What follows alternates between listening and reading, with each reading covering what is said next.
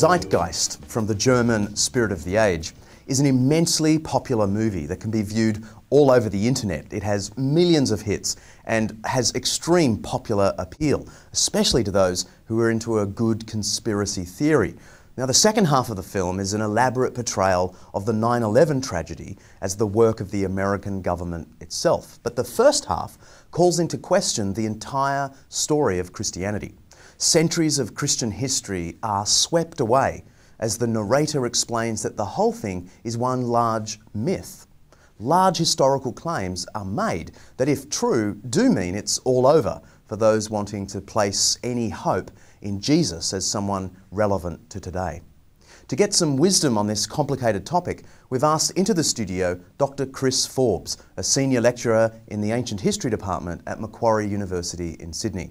Dr. Forbes is a specialist in the history of Greek thought and religion, Alexander the Great, and New Testament history. Chris, thanks for joining us. My pleasure. You've seen the Zeitgeist. What led you, an ancient historian, to watch this internet movie, and what was your initial reaction?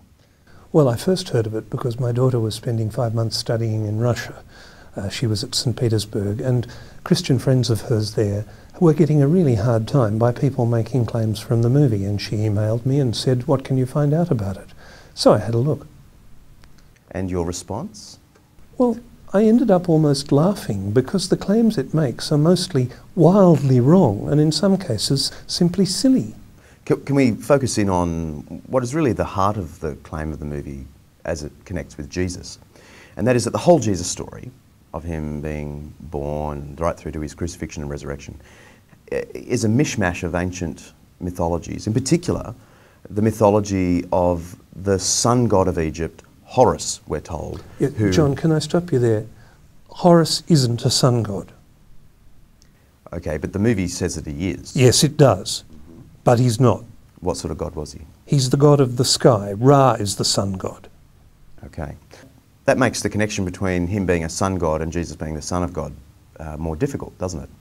I thought it was only a pun to start with. I mean, the Son of God, S-U-N-S-O-N, it's a perfectly good pun in English. Well, it's a fairly bad pun in English. But it doesn't work in Egyptian, and it doesn't work in Greek, and it doesn't work in Latin. It's just a pun. So leaving all that aside, yeah. The claims about this particular sky god then, Horus, are that he was born on December 25th. He was adored by 3 kings. He grew up, he had 12 disciples. He was crucified and then he was resurrected. Well, that sounds like the Jesus story. It does, because that's what it is. But it's not the Horus story. Oh, by the way, you left out born of a virgin. Born of a virgin, indeed. Yes, except that his mother Isis wasn't a virgin. And there's no suggestion in the Egyptian sources that she was. This whole list of parallels are true of Jesus, aren't actually true of Horus at all. The ancient sources don't mention these details?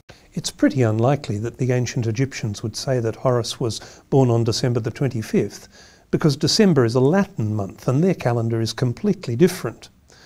Was Horus crucified and raised from the dead?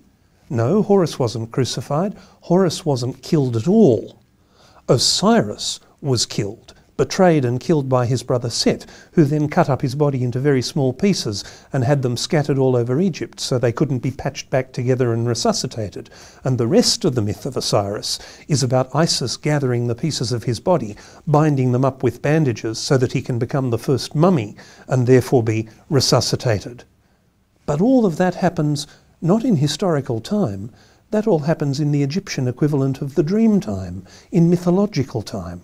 I guess the punchline of the Zeitgeist movie, as it connects with Jesus, is that because the Jesus story is just a mythical construct, which you're saying it isn't, the movie is saying he didn't exist. He's not a historical figure. Does that have currency in serious historical research today? No, there's no serious question for historians that Jesus actually lived. There's real issues about whether he is really the way the Bible described him. There's real issues about particular incidents in his life. But no serious ancient historian doubts that Jesus was a real person, really living in Galilee in the 1st century. The movie, in its list of references, if you get the transcript, some characters pop up, some scholars pop up, and it gives this sense that it is an authoritative movie, like Gerald Macy, G.A. Wells. Gerald Macy. English poet and amateur Egyptologist. Not an expert, not an academic, not actually an historian at all. G.A. Wells, an academic, yes, professor of German literature, writer of popular books, trying to claim that Jesus is a myth. But he's not a historian.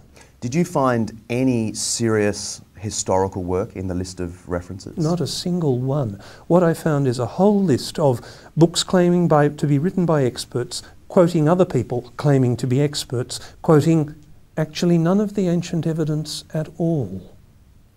And yet a lot of people have been enamoured with this movie or deeply troubled by it. What is your advice to them? Can I be awfully blunt? Don't believe everything you see on YouTube. Given that this interview will also be on YouTube, have you got any further advice for them? Yes. Check references. Go looking for ancient evidence. If somebody claims something about Horus or Mithras or Dionysus, if they're only quoting another modern author, or in the case of Massey, someone writing in the 19th century, that's not good enough. What historians want to know is not do you quote historians, they want to know can you quote ancient evidence. And there's simply no ancient evidence that Horus or Mithras or Dionysus was born on the 25th of December, born of a virgin, crucified. The ancient stories simply don't say that about them. So the parallels with Jesus just collapse. Thank you for joining us. My pleasure.